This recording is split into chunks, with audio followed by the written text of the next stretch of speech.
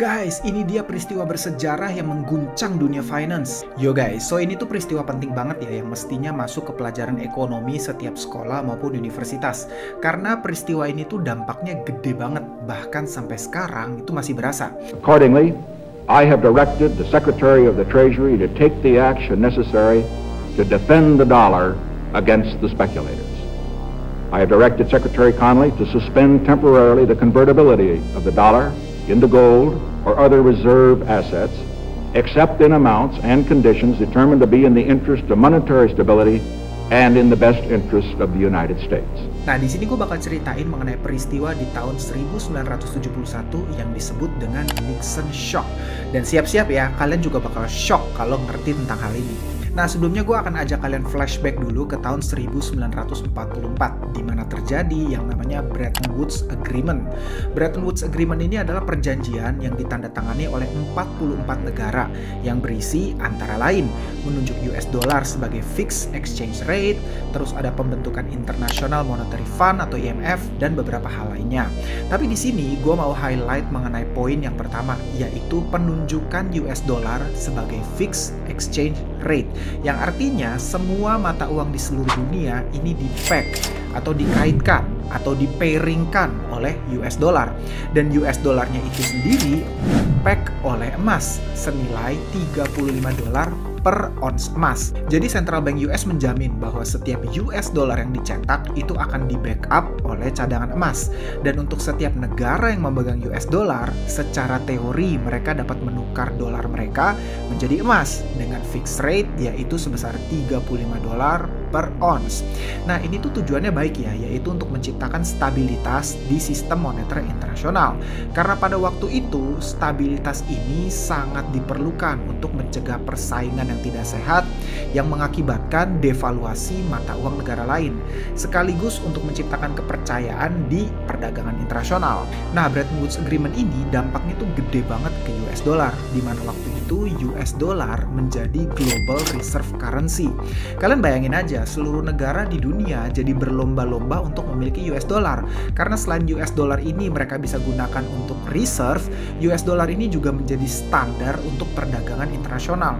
Akibatnya dari sejak 1944, Amerika dengan US dollarnya mendominasi global finance. Nah, mempertahankan peg US dollar ini tuh sulit karena waktu itu kan demand atau permintaan terhadap US dollar ini menjadi besar sekali. Mulai dari keperluan belanja dalam negeri sampai ke keterlibatan Amerika di perang Vietnam pun semuanya butuh dolar. Makanya di akhir tahun 1960-an, Amerika itu mengalami defisit perdagangan yang semakin besar dan cadangan emasnya semakin tipis. Dan kedua hal ini pada akhirnya menyebabkan Presiden US waktu itu Richard Nixon di tahun 1971 menangguhkan konvertibilitas dolar menjadi emas yang dikenal sebagai peristiwa Nixon Shock. Keputusan ini secara efektif mencabut kait yang mengikat US dollar dengan emas, dan sistem moneter internasional beralih dari fixed exchange rate ke floating exchange rate, di mana nilai mata uang ditentukan murni oleh supply and demand atau permintaan dan penawaran di pasar mata uang internasional. Sederhananya, money printer.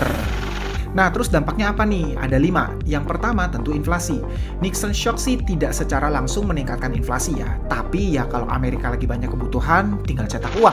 Tahun depan kebutuhan naik, cetak uang lagi. Dan begitu seterusnya. Nah, ini tuh yang bikin supply uang itu terus meningkat. Dan ya konsekuensinya adalah inflasi. Terus yang kedua adalah volatilitas di currency market atau pasar mata uang. Ketika nilai tukar berubah-ubah, pasar mata uang menjadi lebih volatile. Misalnya nih ya, apalagi kalau lagi ada peristiwa ekonomi atau politik tertentu ya, itu bisa bikin nilai mata uang tahu-tahu berubah drastis. Ini yang membuat perdagangan dan investasi internasional itu jadi lebih tidak pasti.